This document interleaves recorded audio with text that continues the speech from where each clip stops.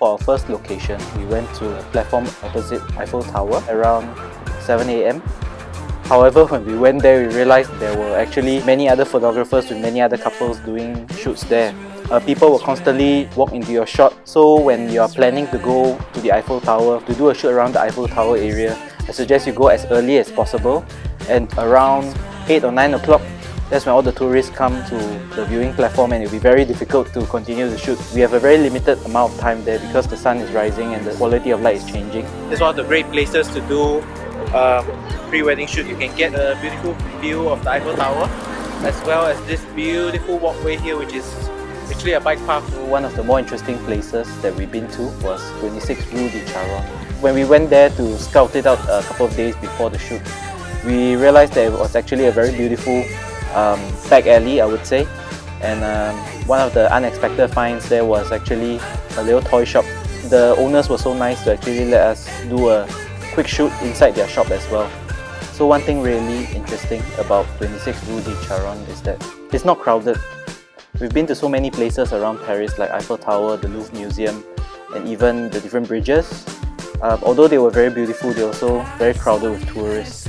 At 26 Rue de Charonne, it was actually deserted, and we got to shoot various angles. We got to do various things that we wanted to do without having people walking in and out of our frame.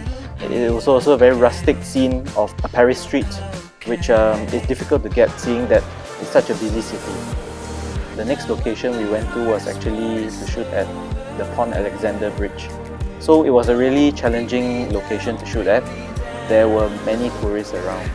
So to get a really clean shot with no one in the background was actually very difficult, to avoid having passerbys in your frame.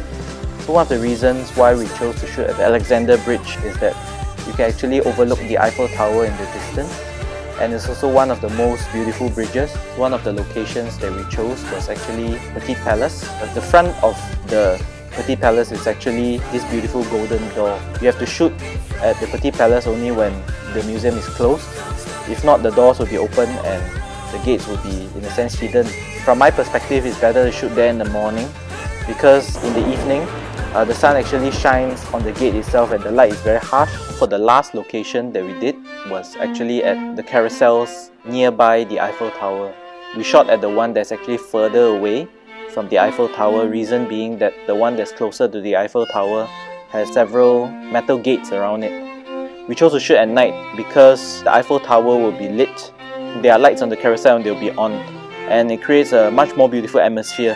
One good thing is that I think that they cater to photographers who want to shoot there. The staircase that leads up to the carousel actually faces the Eiffel Tower and creates a very beautiful scene. So one of the most iconic places in Paris is definitely the Louvre Museum, housing the works of Leonardo da Vinci, the Mona Lisa. On the exterior of the Louvre Museum is actually this very beautiful pyramid surrounded by the beautiful architecture of the Louvre Museum itself. For our trip, we chose to shoot in the morning. When we were doing our scouting, we went there around at 7 AM. It was totally deserted and it was very easy for us to get the shots that we wanted. One of the great places to shoot at after the Louvre Museum is actually the Pont des Arts Bridge, which is also known as the Love Lock Bridge. So it's a very beautiful bridge. You know, lovers will go up to the chain link fence and they'll put a lock there and throw the keys into the Seine River. However, in recent days, the Paris government has chosen to remove the locks there. But however, it's still a very, very beautiful bridge.